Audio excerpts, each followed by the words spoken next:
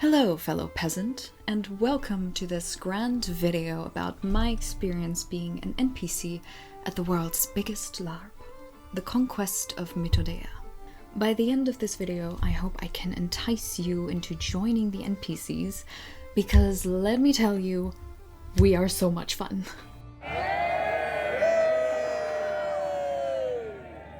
But let's do this chronologically and start at the beginning. So I went to the Conquest with my dad, again this year. The first time I ever went LARPing was in 2022, also the Conquest of Mythodea. And our experiences in both of these years could not have been more different, even though we were NPCs in both years. My dad and I went as so-called Springer NPCs, which means jumper NPCs if you translate it directly. I don't know what the English equivalent of that specific type of NPC is, but if you know, tell me, please. But essentially what that means is we could be used for any type of role. You jump from role to role, whatever the story writers need in the moment, you are basically available to do that. But the problem was that this wasn't supposed to be a thing this year. There were not supposed to be any jumper NSCs. So we arrived there and we were told that no one really knew where to put us on the NPC camp because we weren't supposed to be jumper NPCs. But it was kind of important for us to know where to put our tent because the NPC groups usually kind of stick together so that it's easier for them to organize themselves. So we didn't want to take anyone's spot or be somewhere entirely different where we weren't supposed to be. And so the staff from the Conquest that I had asked just told us to put our tents somewhere near the Army of Doubt / Pestilence. And we didn't know it at the time, but that was the best thing that could have happened to us at the time. I'll tell you why in a bit.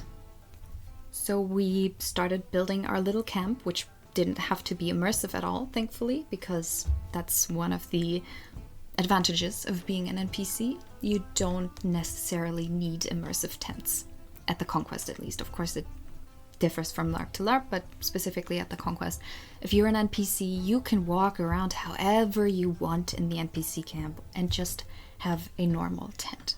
After my dad and I were done putting our camp together, we decided to go into the Tross, which is the in-game town, so to say. You have all kinds of vendors there selling everything from food to armor and of course LARP weapons, as well as little trinkets, like for instance... I didn't prepare. I should have done that in advance. Like for instance, little watches like that. Yeah, little trinkets like that, or specifically these little watches can be pretty important because of course you can't just take out your phone and look at the time randomly or have a modern watch. That would kind of ruin the immersion. So it's pretty cool that you have even little things like that that you might not immediately think of when going to a LARP. But of course, aside from all those shops where you can buy things, you will also find many a tavern, as well as plenty of guilds and time-in related guilds. Did I say that already? Did I say guild twice? I think I did. It's not even late. I would be lying if I said it was late, as it's just a bit past 7. Oh gosh. Anyway, you will find many interesting places in the Tross, is what I'm trying to say, where you or your character can improve skills or learn things about the world.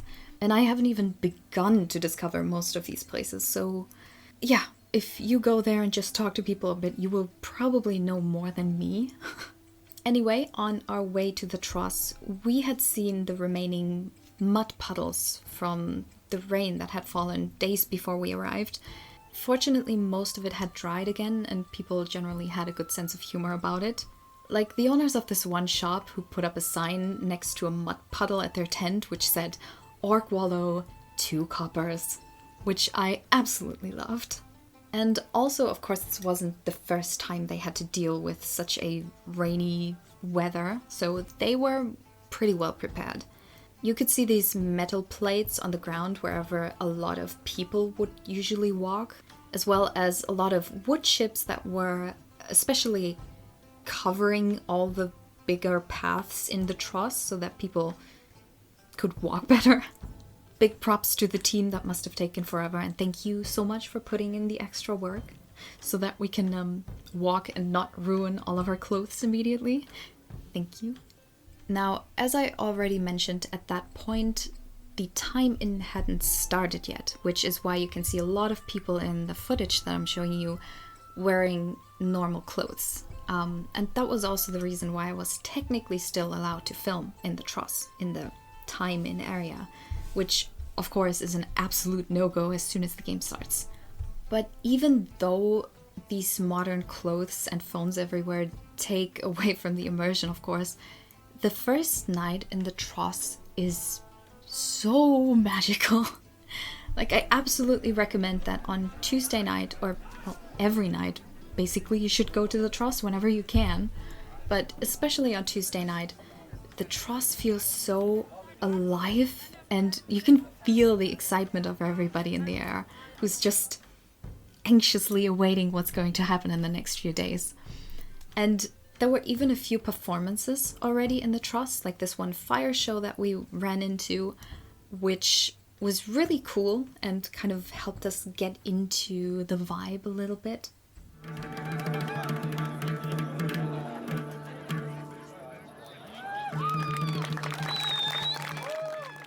A lot of people use this first night to kind of catch up with friends and of course get some last minute equipment, but we didn't really know anyone there, and the people that we had met in 2022 weren't at the Conquest this year.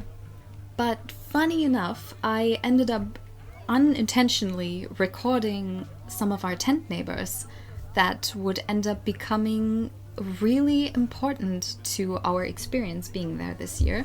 So yeah, we ran into them a couple of times. I recognized them because I remembered this one girlie next to our tent who had this fiery red hair, and I was like, I think I've seen her before. But we'll get to that later. But we ended up going to this main plaza, if you want to call it that, in the Tross, which is a larger area where usually a lot of people hang out, especially during nighttime. And like I said, go to the Tross as much as you can during nighttime because there is always something interesting happening. Whether that is a fire show or some kind of secret party that you can join if you find out how. Or maybe someone offers you a suspicious potion, and if you decide to take it and drink it, you get a little piece of paper saying something like, "You are now unable to form a single coherent sentence until you find a wizard or a sorcerer who can help you undo this spell." And just like that, you have something interesting going on for your character. Of course, obviously, you don't have to do anything that you're not comfortable with. That goes without saying, or it should go without saying. You don't have to do anything at this LARP or any LARP that you don't want to do.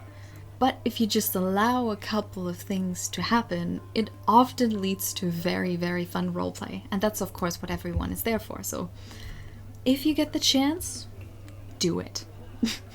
Actually, that might be very bad advice. If your character gets killed because you followed my advice just now, I do not take responsibility for that. Anyway, after that performance, we went back to our precious NPC camp to find the glow stick party that is apparently a tradition since many years. How did I start the sentence? We ran into the glow stick party. Because every year there is this glow stick party at the NPC camp that everybody can join. It's basically the last modern party, so to say, before the game starts. So it happens Tuesday night, and you can join no matter whether you are a player or an NPC. You can just come by and join the party, as far as I know. Maybe I'm spreading lies. I hope I do not. Anyway, it will be a blacklight party starting next year, so if you have anything like white face paint or white clothes that you want to wear to join the party, then do that. The next morning came around and it was still OT time. Oh, tea time.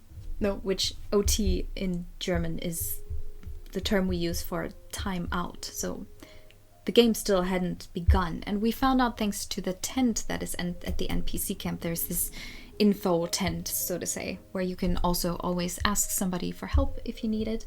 And we found out because of them that the time-in was going to start at 8 p.m. this year. And so my dad and I went out into the Tross again, this time in full daylight. And we walked by the battlefield where we saw a group of French people fighting already. We didn't know if they had just practiced or if for them they already started their own story, because of course you can just do that. But it was pretty fun to see because the team from Burgschneider, which are the company that, does this whole thing, the team members were still building sets together and working on all kinds of things. So it was so funny to see these people fully immersed, fighting already, and then just have the biggest, fattest truck driving by. Not exactly immersive, but it was still time out, so... And generally it was so cool to see the team at work still, and how much effort they put into this, because a lot of them are just volunteers who use their time to make this as cool and immersive as possible for the players. So again, shout out and much love to the team. We also went around to see the player camps, which compared to the NPC camp seemed nearly endless. There are so many of them and they are so wide and far.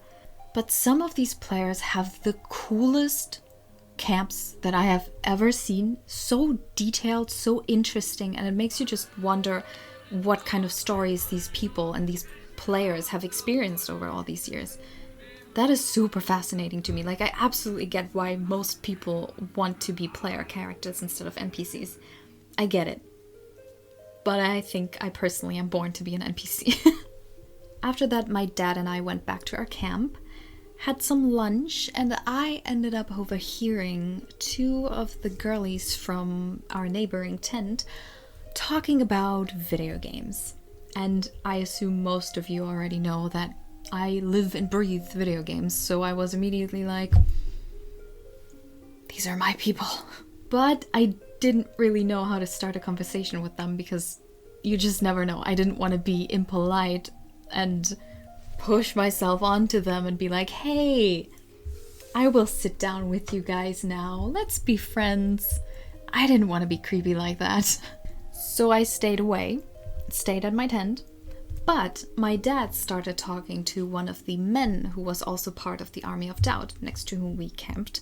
And my dad and this guy started to talk a bit because my dad was curious about the Army of Doubt and like, how do they function?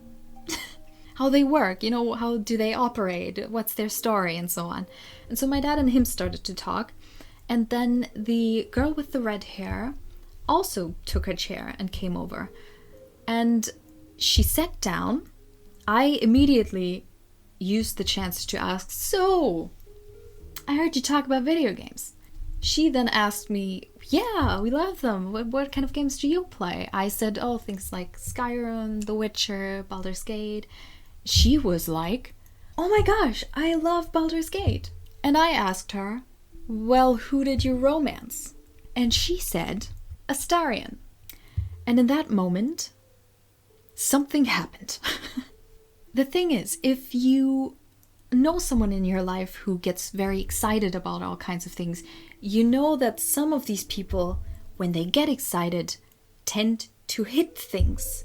For some of you that might sound strange, but when I get excited about something, for instance, and I get excited with someone else, we kind of hit our hands like that. Basically just go, oh my gosh. Fangirls of all kinds of things do that. Right? And in that moment, when she said that she romanced Astarion in Baldur's Gate 3, I said, oh my god, same.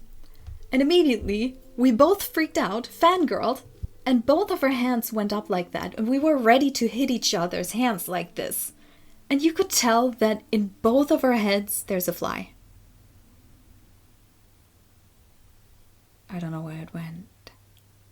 And you could tell that in both of our heads in that moment, there was this alarm going off saying, girl, you are about to hit someone you've only just met.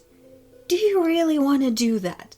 And at the same time, I, instead of hitting her, moved my hands down and started hitting the chair in excitement instead that I sat on. And she, I think, hovered her hands in the air like this and was just like, oh my god, same.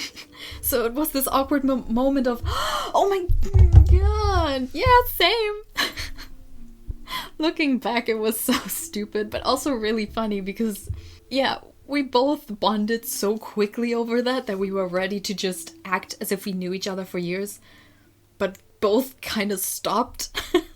Anyway, this red-haired, beautiful girl introduced herself as Nele, and we just continued to talk about video games while my dad and the other guy from the Army of Doubt just talked a bit more about the lore and their story and so on. And then also, Nele and I were joined by the other girl, who Nele was talking with earlier, and so the three of us just talked about video games the whole time, which was really good for bonding immediately, obviously. And also, it wasn't that big of a surprise because if you go to a nerdy event like that, it is kind of a given that almost everyone there enjoys playing video games, at least a little bit. But that was really, really good for me because the whole time I had been hoping so much that we would find some kind of people that we would be able to join or talk to and, ask for help if we needed it. And so they told us a little bit about the Army of Doubt / Ratio, which they are also called. And it was pretty interesting because they had told us that they were once this also really large NPC army that just had been losing members the whole time. They said that it had mostly to do with the fact that the other NPC armies just got really, really popular. Because you have, for instance, the Skargen, which are pretty much fantasy Vikings, which, of course, have gotten really popular in the recent years, as well as the Black Dynasty, which were previously called the Black Ice. And I have to admit, they are my favorites. They just look so cool and so distinct with their looks. Like, you can immediately tell they are one group that belongs together. With the blue, the intense blue, and the black, and then the silver of their armor plates, it has quite the impact when they enter the battlefield. And last but not least, you also have the undead flesh, which, as you might be able to hear, are kind of undead people. There's lore for all of these groups, so much lore, that I really want to figure out and learn about as well, but if I would ever talk about that, I don't think this is necessarily the video for that because this will already be long enough as it is. Anyway, we then were asked if we wanted to join the Army of Doubt for this LARP. And of course, us wanting to join anyone desperately, we were like, yes, they are taking us in. We were so grateful because they were such kind people and so open and immediately were so ready to help us with whatever we needed. And it was not just the Army of Doubt, they also have this other group that is politically aligned with them, so to say, who are called the Pestilence. And these are some wonderful looking, gross people, and I say that lovingly in the best way possible, who basically, as you might be able to tell from the name, spread their disease when they go on the battlefield. And they actually asked me if I wanted to join them in the first big battle, which would happen at 8 p.m. and which would start the time in, essentially, which it always does. But I didn't have a proper costume because if you look at them, you can see that they have very unique, specific looks, and I wanted to match that as much as I could, but I didn't have anything prepared. So I naturally did the sensible thing of destroying one of my shirts and one of my pants to kind of make it look as good as I could, or to make me look as terrible as I could, but in a good way. So I used all my makeup palettes that I had and just ripped this thing apart and made it as dirty as possible. The other guys from the Army of Doubt were like, just throw it in the dirt. Just roll it around, just put it on, roll around in the dirt. And that was a good idea indeed, but I wanted to make it art. It had to look horrible, but I wanted it to look horrible with intention. They even ended up giving me some extra things that they had, like this one arm sleeve that had like fake blisters on it and it looked really nicely gross. and that just made the whole look complete. So everyone in the Pestilence and Army of Doubt put on their clothes, my dad being a member of the Army of Doubt, me being a member of the Pestilence, but both of these groups would go together.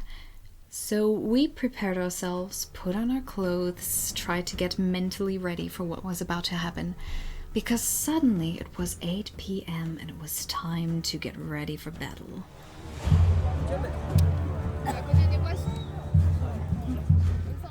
And I was not prepared emotionally for what I would be experiencing on the battlefield, which makes it sound much more dramatic than it actually was, but I already had this feeling that I wasn't necessarily made for the battlefield.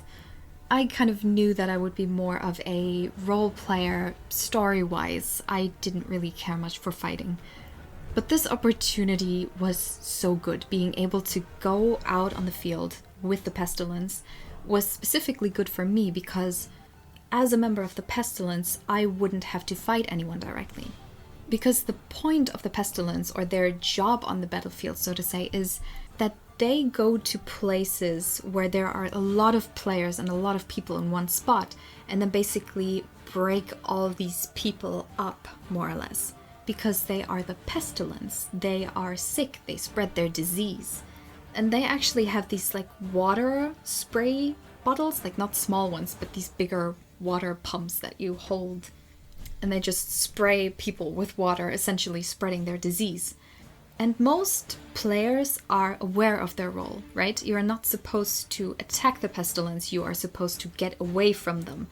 Because the Pestilence can also just heal themselves immediately. So trying to hurt them, shooting them, throwing fireballs, all of that is pointless. And most people knew that. But some people didn't. And so some of them tried to attack us, which was kind of like, dude, just don't. And the longer I was on the battlefield, the more I started to realize, wow, there are quite a lot of players, specifically archers, who do not seem to know the rules of fighting on the battlefield. Because I did not see a single archer among the players who didn't aim for the head with their arrows. And I'm sure they exist, right? And you have these specific LARP arrows. They are obviously not actual arrows with like metal pointy ends. They have these round ends so that they can't, shoot through a skull, obviously. But still, it is important for someone who plays an archer to know that you are not supposed to aim for someone's head on the battlefield. You would think that people know that. But like I said, the longer I was on the battlefield, the more I realized almost none of the players aimed for the torso or the legs. Most of them aimed directly for people's heads. And so I started to get more and more anxious to a point where every single time an insect would fly by me, I would flinch because I thought it was another arrow. And us being the Pestilence, we didn't have anything like a shield to protect ourselves from flying arrows. So I was starting to get more and more nervous. But I also didn't want to leave the battlefield yet because I wanted to continue to stay with them because this was such a cool opportunity. And I wanted to experience that. And also, being a member... I just thought I didn't press the recording button, but I did, right? Yeah, I did. But also, being a member of the Pestilence was so cool because the people who knew how to react to the Pestilence did so well. Because walking with the Pestilence, we walked in a group, and just seeing this sea of players open up for us was like we were spreading the sea. It was so cool. And I had to try so hard not to smile the whole time because it was just so cool to see them run away in fear. I mean, they didn't run away, but yeah, just them all kind of backing off at the same time. That was pretty cool. So the players who knew what to do, you did so well. That was really cool. So as the battle went on, obviously every now and then we had to kind of pump the water pumps again. English? Re-add pressure to the water pumps so that water actually comes out of them. My trinkets are making sounds. I hope it's not too bothersome. Anyway, at some point I was helping our leader, if you want to call her that, to basically re-add pressure to her water pump. And as I was doing that, I could sense someone staring at me and standing entirely still. Because that's something that you notice on a battlefield where everybody and everything moves constantly. When suddenly someone is standing perfectly still, you notice that. And as I was helping our leader with her water pump, I looked over and I saw this woman with her bow and arrow staring directly at me, aiming directly for my face. And I looked at her as I had my hand on that water pump, looked at her with pleading eyes, saying essentially with my eyes, "You are not seriously going to shoot me in the face now that I'm helping someone, are you?" But she let go of the arrow and it flew straight onto my eye. And the thing is, when it comes to eyes, I'm really sensitive. Like, I can't even put in contact lenses at this point. When it comes to eyes, I'm just really... ugh. And in that moment, getting hit by that arrow, I mean, it wasn't piercing my eye, like I said, because it was this big round ending of the arrow. But still, it had so much firepower that it just felt really gross. And I panic easily. So in that moment, I was like, oh my god, I'm going blind. I'm going blind. My brain is probably permanently damaged too. Like, I was just looking onto the ground. I was like, oh no. Can I still see? Can I see? And the thing is, the people around me, like from the pestilence and everything, they immediately asked me like, are you fine? They were like there for me immediately, which was so sweet. But I remember looking at the ground, thinking and feeling like as if all of the vessels in my eye just popped at the same time. And my entire eye was probably red. That's what it felt like in that moment. I was really genuinely scared that I would be losing my eyesight. Because I had never gotten shot with anything in the eye before, so I didn't know how much pressure an eye could handle. And the thing is, even though that moment was pretty scary to me, something really cool that happened in that moment was, like I said, I got shot, I looked down, started panicking, and the second I looked up, a team member, like a staff member, was already there.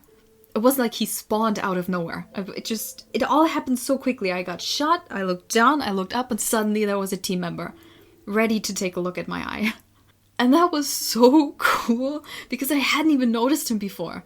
They just do such a great job of not being noticeable until you need them. And that made me feel really reassured to immediately have someone from the team. He immediately like looked at my face and looked at my eye and was like, okay, I don't see anything. There's just one little vessel that had popped in my eye, but it was tiny. And he asked me if I wanted to see a paramedic just in case. And I was like, yeah, please. And so I went off the battlefield, and one of the girlies from the pestilence was really sweet and actually accompanied me and was like calming me down, was like, it's all good, it doesn't look that bad. And she, guided me towards the paramedic, and the paramedic then looked at me and he was so chill. He looked at me and was just like, I don't see anything. It's just like kind of with an attitude of like, what the hell, man? There's nothing wrong with your eye. It's no big deal.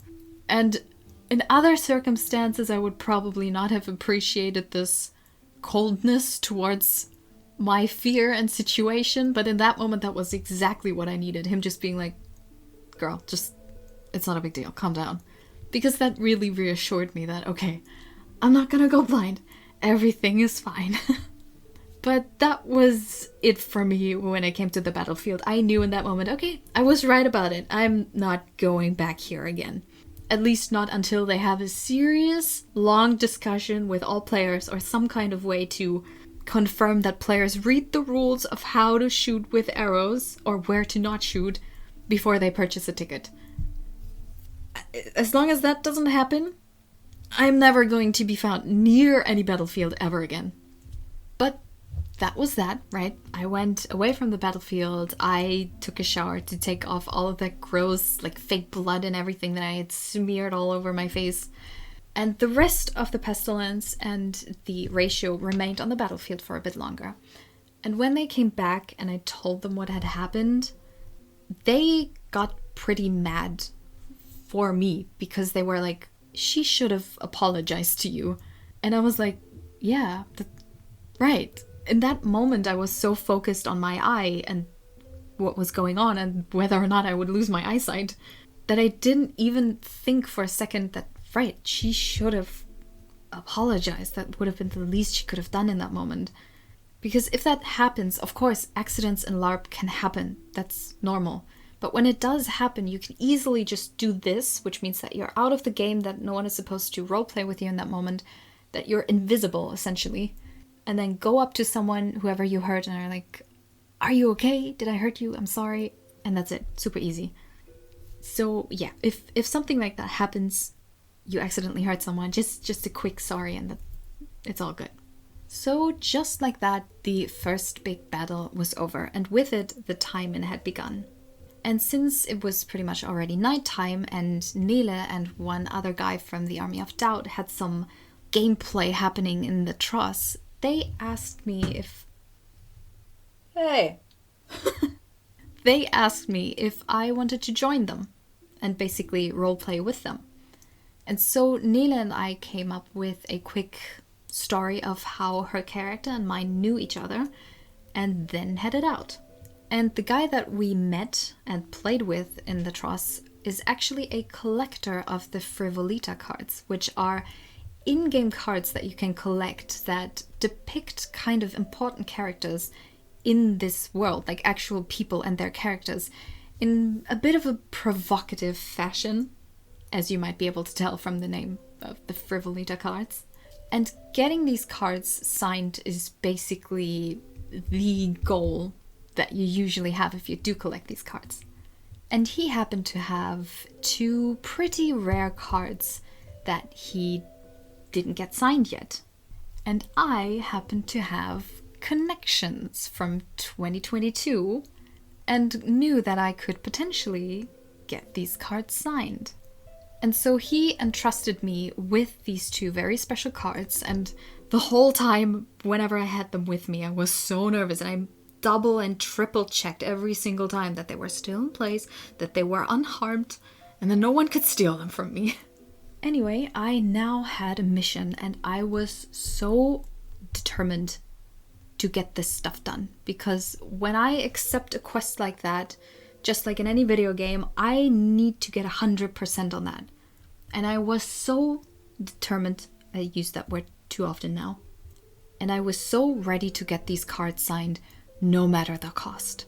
And so we stayed in the Tross until like 3 a.m. or something, and this trend continued for the next days.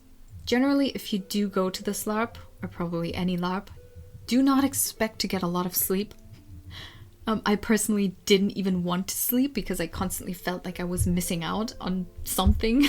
I never experienced FOMO before, but this time it was real. But after that we went back, and the next day we had quite a lot of bonding moments in our camp. Then it was time to get back to the battlefield. At least for the others, because I obviously set this one out. And instead just filmed some footage from the sidelines with my secret camera so that I wouldn't bother anyone. And that was pretty cool. Like, I enjoy seeing what's happening on the battlefield as long as I'm far, far away. After that battle, some of our people... Yeah, they were our people. After that, some of our people, including my dad, decided to help the team out because they were looking for people who would entertain the children. Because the Conquest also has a children's camp, which is pretty cool because while the parents of these kids beat the living shit out of each other, the kids can have their own adventures as well. And so like 6 of our people, including my dad, dressed up as swamp monsters, which looked really funny, and went out to the kids' camp. I set this one out as well because I didn't want to get beat up by children. And I had a feeling that would happen, even though lore-wise, the swamp monsters were friendly and the children were supposed to interact with them in different ways. But of course, they are children. Of course, they beat the shit out of all these people. So while they were away, I was suffering by myself in the heat because it was really quite warm. I generally suffer a lot in warmth and heat. I do not handle that well at all, but I have figured out some ways to deal with that. So if you have trouble with that, I can recommend that you wear some kind of sleeves on your arm. That could be like really long ones, like the ones I use they are specifically made for hot weather. They're supposed to kind of cool your arms as they are, but I don't know how that's supposed to work, so I just constantly make them wet, essentially. And that really helps. But of course, these long, like modern fabric sleeves aren't exactly immersive. So for that, I also have just pieces of green fabric that I wrap around my arms.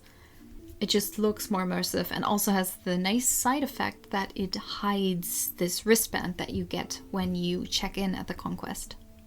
But while I stayed at the camp, I wasn't bored or anything because I just kept working on my mission to get these cards signed. I'm not going to tell you exactly how because that's classified. But aside from that, I also became sort of a lady in waiting, more or less, for a very important character from the Army of Doubt, who was played by Valeria. And her look included this super cool crown that didn't really stay on her head, so we kind of spontaneously used some wire from the team's tent and some pieces of fabric to kind of alter it so that it would sit on her head better. And so every time she had to go out, I jumped into the role of the lady in waiting. Not actually the role, because we were at the NPC camp. There was no reason for me to roleplay. But I, put on this crown and made sure that it stayed in place. And that made me realize that I would really love to play a sort of lady in waiting character for some important queen or duchess or some important lady. I think I would love that. So while that was going on, our swamp monsters came back at some point.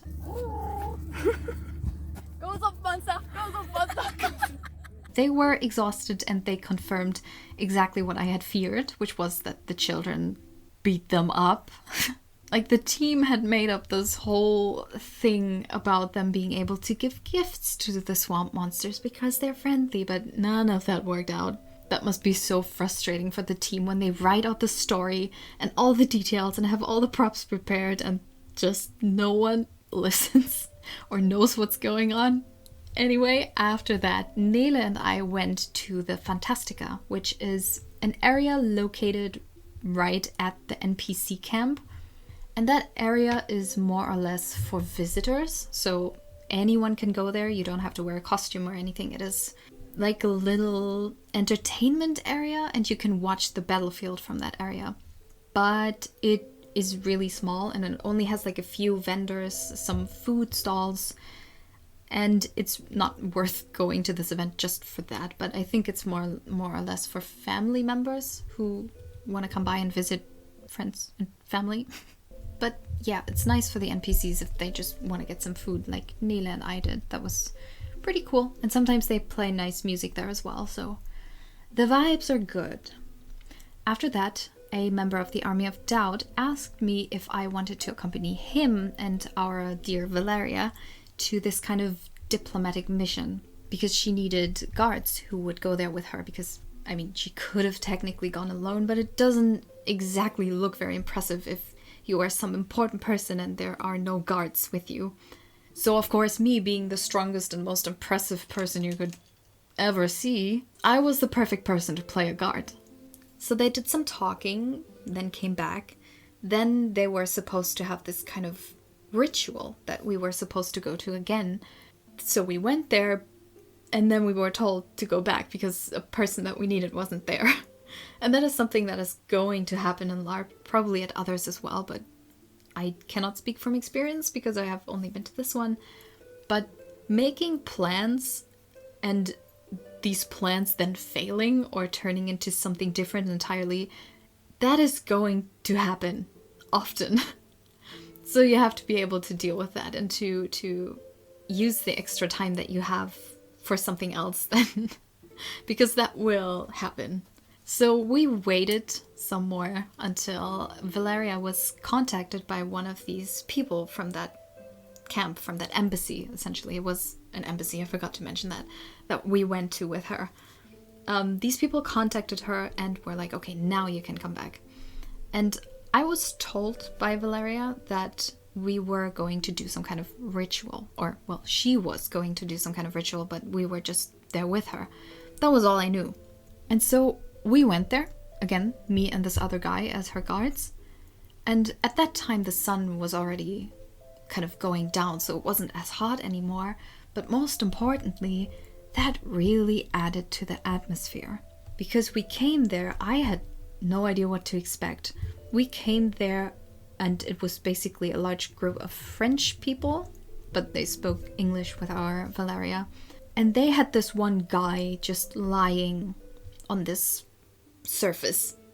Very dead. Very, very dead. And so Valeria spoke with them. I didn't really hear what they said, but me and the other guard, it was kind of this half open tent, so we could see what was happening, but we still stood at the entrance. So, because it wasn't our job to go anywhere near that person or to go anywhere in the tent in general. And so we just heard her talk. Then she sat down next to this very dead guy, and someone from these French people started to film this whole thing. And that's when I realized, okay, something important is gonna happen. Suddenly everybody started to kneel down. And of course, me and the other guard, we just followed along. We knelt down as well.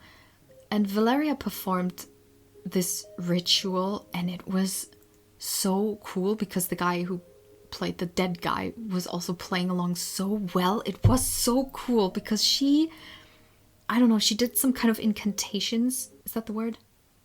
And this guy started to grunt in pain and like moved in such a like strange way. It was so cool to see. I'm hoping that I can somehow get my hands on the footage that they filmed. I'm not even sure if I remember it correctly, but from what I saw from the corner of my eye, it looked pretty epic.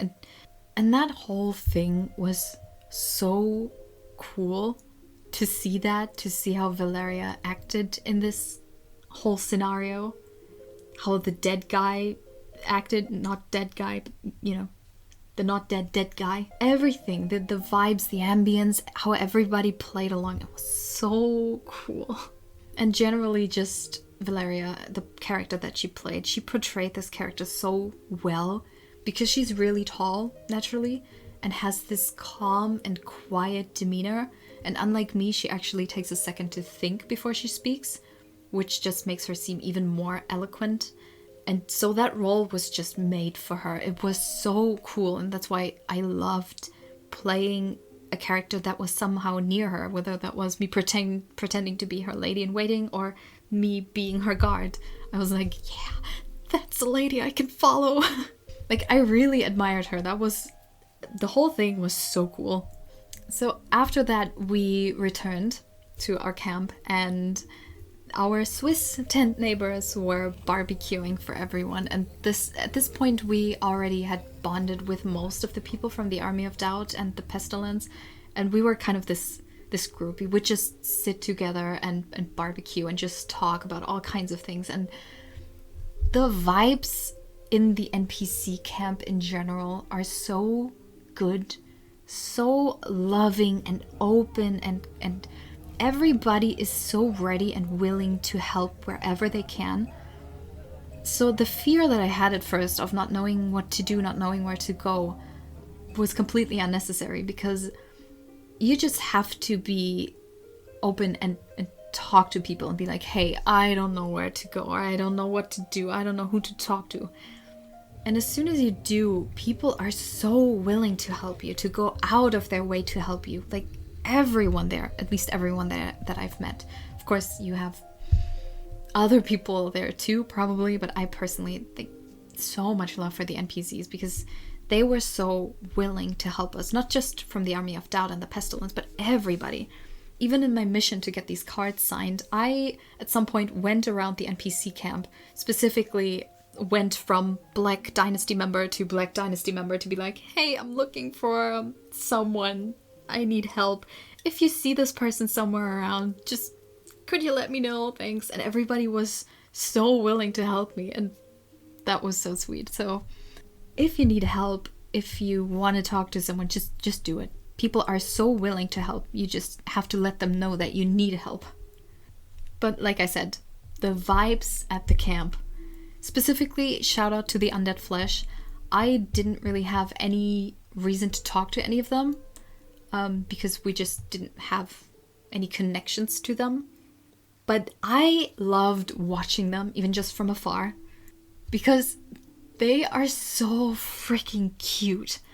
The thing is, the Undead Flesh, they have this kind of ritual that they do before they go onto the battlefield, which is that they perform this little dance.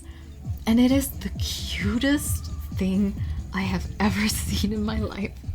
I cannot explain to you how much just seeing that from afar added to my life's value.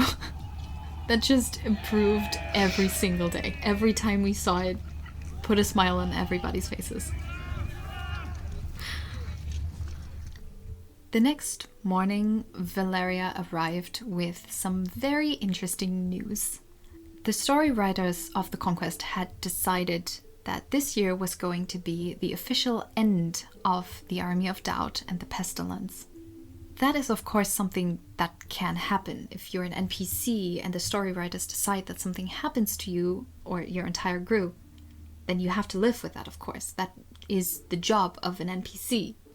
Das ist doch das Mega-Ende für die Ratio, oder nicht? And for the members of the Army of Doubt and the Pestilence, these news were quite the shock. Which I get, because some of them had been playing their characters for over 10 years. So now hearing that that was going to be the end for them and their characters would find their end and could no longer be played, that must have been a hard pill to swallow. But then again, as Nele said, that was a pretty good and epic ending for the Army of Doubt, because essentially they would be sent into another dimension where they could be happy and just live their lives in peace. Which also meant that potentially they could continue to play these characters at other LARPs, which also meant that they could potentially continue to play these characters at other LARPs, because I stumbled over the same word twice now. Because they could just pretend that that is the new dimension they got sent to at this new LARP. So as we were all waiting for the message, essentially, that this whole scenario that we were going to play of us getting sent into this other dimension. How did I start the sentence? How many hours have I been filming now? Right. My script right now at this point, I also gave up writing that. It's an entire mess. No. What? Mit ihr zu Gang und sie Ritual was gefilmt, Eating Together, immer wieder zum Make-up-Zelt, abends Leute von Bill Dünn gefragt wegen Libelle, in Tross gespielt bei Münzquell, Regenzzelt gesoffen, Next Day am Morgen mit Diplo rüber, zurück weil warten, ich wieder zu Libelle, got it, Ende der Ratio, Blut spuckt, Cheers, Cry, Photo, Last Battle Without Us, Ending Talk No Mention, Players Continued, Team. Yep. Okay, so let me try to recollect. So I think we found out about the ending that we would have, but it happened the next day. And on that day... What happened on that day? I don't know what we did for the rest of the day. But when nighttime came, according to my very good script, we went back to the Tross, had some more interactions with this character that we originally got the card from. Right, that's what we did on that day. The fly is back. That's right. I got the card signed. Why did I not mention that? Oh, I did mention it here. Never mind. I got one of the cards signed. And so we brought that card back to the character that we originally got it from. In the middle of the day. It was so hot. It cost me a lot of blood, sweat, and tears to get this card signed. And some methods that weren't exactly legal in-game. But yeah, it was only one signature, and so for my ego it kind of hurt that I couldn't fulfill the quest fully, because it was also pretty much towards the end, like I said, of the whole week, so I didn't really have a lot of time left. So he asked if I could give him back the other card, even though I was sure that I would still be able to get it signed, but of course I understood that there might be a chance that we don't see each other again, and this character is very, very busy. So I gave him back the card, was a little bit heartbroken because it felt like I had more or less completed a quest, but without all the optional things that you can do, you know, when you have a quest and you have one main objective but a lot of optional things. And of course you do all the optional things because duh. And it felt like I wasn't able to do that, so I was a little dissatisfied with my own work. But anyway, to him it meant a lot that we got at least this one card signed. So that was pretty cool. And the day went towards its end and we went back into the Tross. And we even did meet someone who was like, "Would you like a potion? It's just 1 copper, what could happen?" And we wanted to do it, but we genuinely just didn't have any money with us, because at the LARP, of course, you have this in-game currency, and we just didn't have any in-game currency with us. You can pay at the shops and like all the vendors, you can pay with normal money there too, obviously. Not obviously, that could very much not be the case, but yes, you can pay with normal money there. But if you want to do anything in-game with any of the characters, you have to use in-game currency.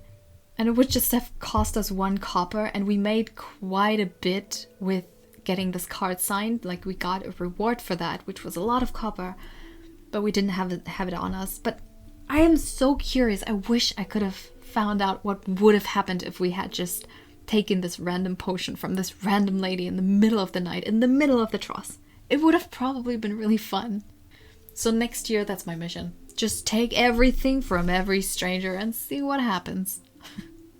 The next day was D-Day. It was time for the Army of Doubt and the Pestilence to go.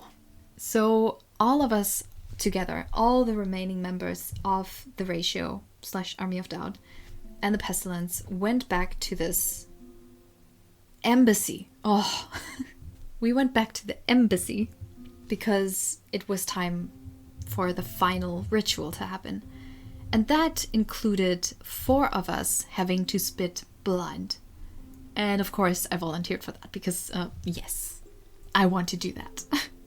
And so the 4 of us stood across from each other like that. And Valeria went to each of us and hid this little bottle of fake blood in her hands. Then took our hands in her hands with the fake blood and kind of held it up to our face so that we could, without anyone really seeing it that well, we could drink the fake blood. Not drink it, that would be stupid, but, you know, hold it in here. And then what happened was every time this like gong was hit, one of us had to spit the blood and like fall down in pain. And so that whole thing was really, really immersive, but also really heavy. And that's when it started to get even heavier, because one of the people from that embassy there, gave us a speech before we had to leave for this other dimension. And that's when I really... I am, as we say in Germany, generally built close to the water, which is something that we say when we cry easily. And I do cry easily at everything, positive or negative. I cry at everything. And hearing that speech that she made, of where she basically thanked the Army of Doubt and everything that we had done and said things like, "We will not forget you," I was like, okay. I was not prepared for that. I was trying so hard to keep the tears in my eyes and not have them running down. That was a lost fight. The battle was over before it even started. And then it got really cool because we created rows of 2, right? The Army of Doubt. We were just like that. We created 2 rows next to each other. And then suddenly the people from that embassy, from that, all these French people, started to surround us, basically, on both sides of us. The battery's dying again!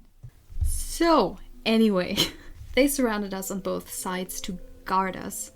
Because we had to go over the battlefield, essentially. And we were told that, well, if someone attacks us, because that could actually happen, that some players attack us because they know we're the enemy, then we would have to fight. And I was a little bit scared because I didn't want to fight. I had this spear in my hands, but I had never used it and I did not intend to do that.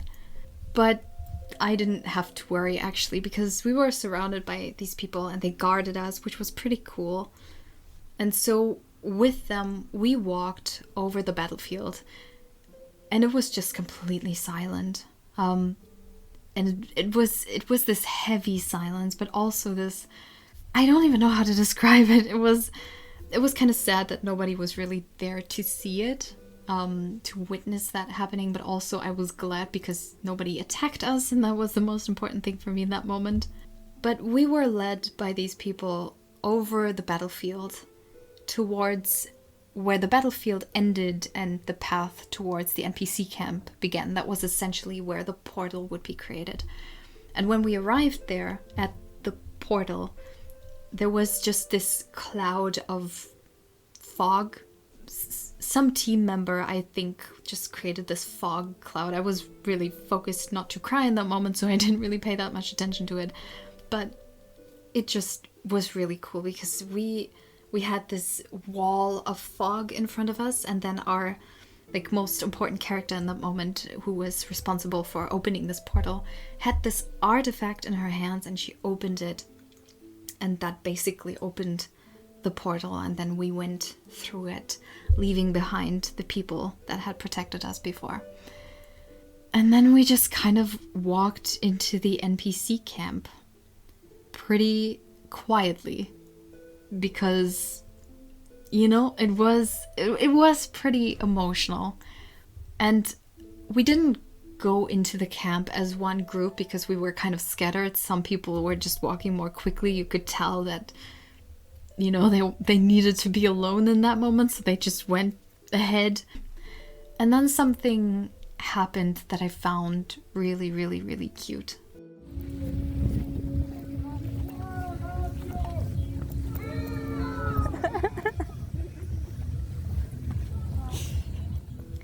Some of our fellow NPCs from other factions were cheering for us. They were cheering for the ratio. They were saying, "Hooray, ratio!"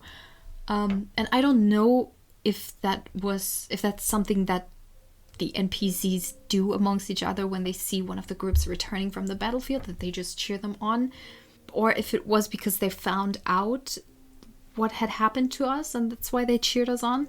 But in that moment, whatever the reason was, that meant so much, and it also made us cry more than before.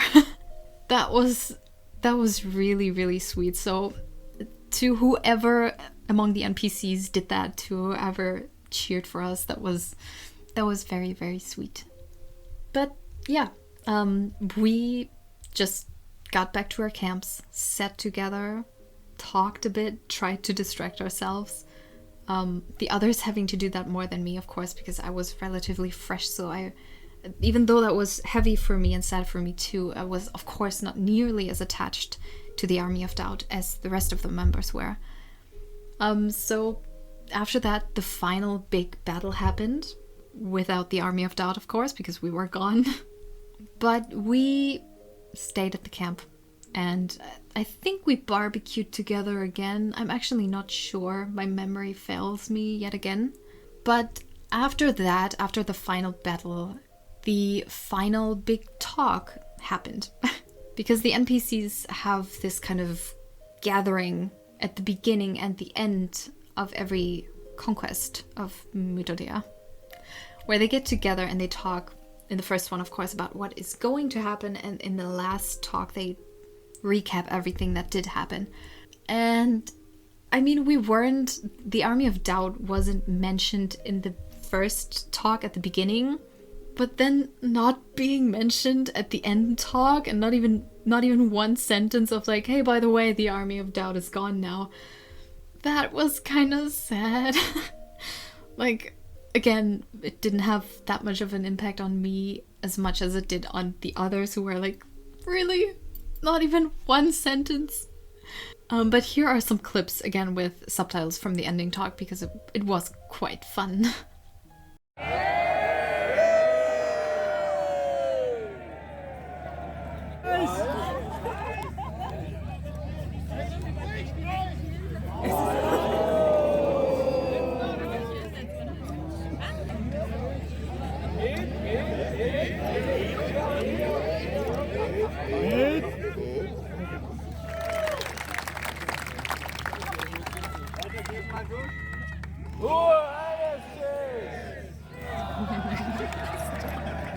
Ein unglaublich gutes Spiel hingelegt, bis in die Nacht rein.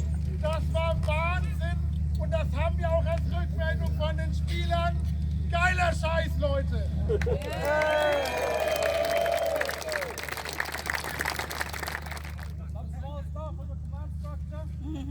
Der Prinz ist süchtig nach der Liebe von Großmeisterin Pulvis.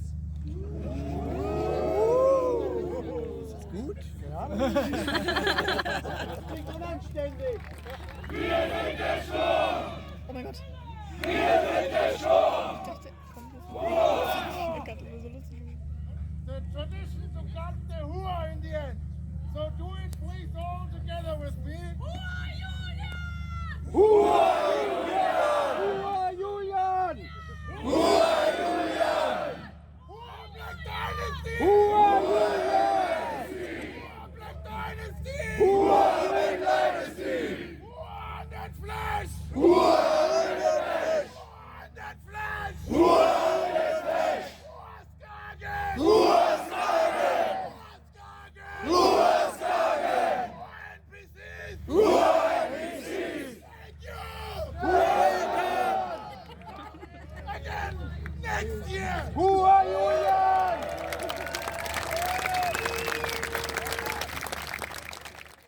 But yeah, even though the time-in had officially ended with that last battle, the players could still continue with the story, and that's actually what they did too.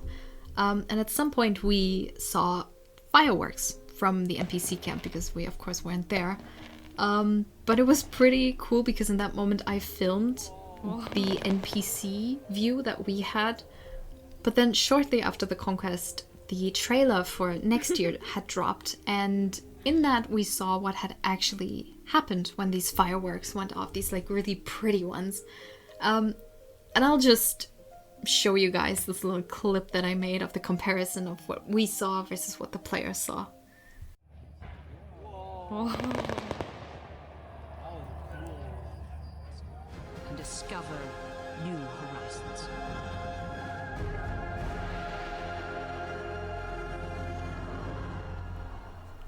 So yeah, that was my experience being an NPC at the Conquest of Mythodea. I am so excited for next year already because I have so many ideas, so many things that I want to try and do and learn. And that brings me to an extra part of this video that I wanted to add. So if you were only here for the experience itself and what happened to me as a character in this world, then this is the end of that. But I wanted to add a part where I talk about things that I would like to have there as well, things that I would kind of wish for this world to have. And that includes a group within the NPCs that you could join in the beginning if you don't know who of the NPC factions you would like to join. What I mean by that is my dad and I, we registered ourselves as these jumper NPCs because we didn't know what else to do, because we didn't have any connections to anyone or anything.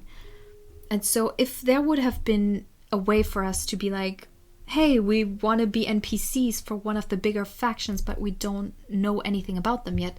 So it would have been cool if there was a group that you could join where you learn, where you go to them at the beginning of the conquest and you learn about these other factions, and then they give you the connections to them and the info that you need about these other factions. That would have been really cool, because then you could go there firsthand and directly see and experience what these NPC groups are about, and then decide who you want to join. At least I think that would be kind of cool. Another thing that I would really, really love, and actually would love to be a part of myself, would be to have some kind of time-in academy, some kind of place of knowledge within the Tross, ideally, where you can go and learn about the lore of the world. Meaning that there would be different courses, different classes that you could take about the geography of this world, the history of this world, the different groups of people. How does the magic work here? You know, everything in character and in time, so that it feels immersive still. I would love something like that, but I generally love anything academy knowledge-wise, so I don't know how doable that would be, but I would so love that, so that people could actually, in character, learn about this world and its people and its groups and its geography. Like I said, everything. That would be so cool. I mean, I would have loved that too. I think there are some wiki pages, or, you know, you can kind of scratch together some information about this world that this whole LARP takes place in on the internet, but I would love to have this option of just doing it at the LARP, figuring out these things at the LARP, at this like common place of knowledge, this kind of academy thing. I would love that. I would love to be a teacher there as well. But yeah, these are my two biggest wishes that I would have for the conquest. Maybe something like that already exists and I'm just not very well informed and don't know. So if there is something like that, please let me know.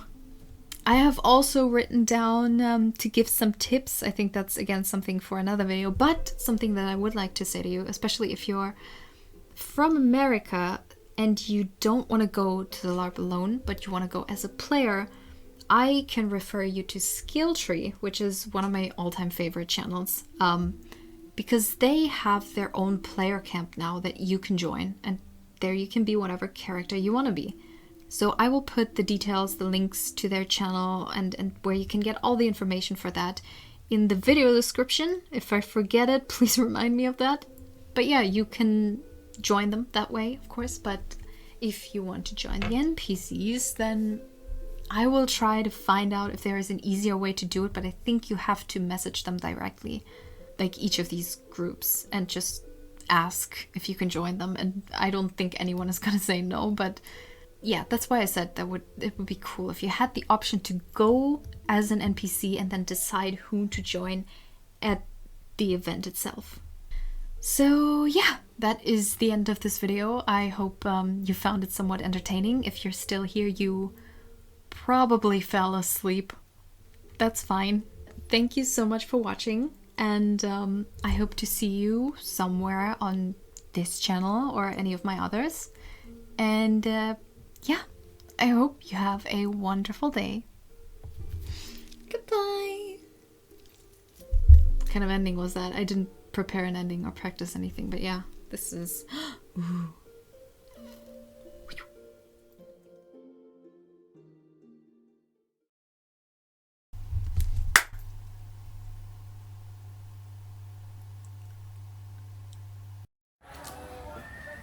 Hier ist Laurent hier vorne, aber wo ist der Restauratio? Und warum ist Laurent alleine? Oder? Wir machen echt auf Mut, wow. Nämlich. Ich bin richtig gut.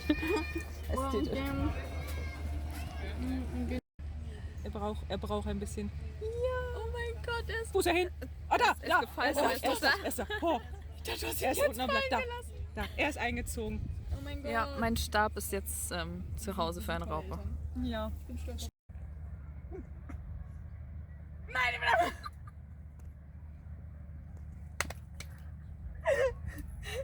Was steht für uns heute an? Mac and Cheese holen. Genau. Und unsere Leute tatkräftig dabei unterstützen, wie sie ermordet werden. Ja, das ist, was man halt so macht, ne? Immer diese YouTuber. Ekelhaft, diese Influencer, wirklich. Das ist wirklich immer diese Leute, die ihr Handy in der Hand haben.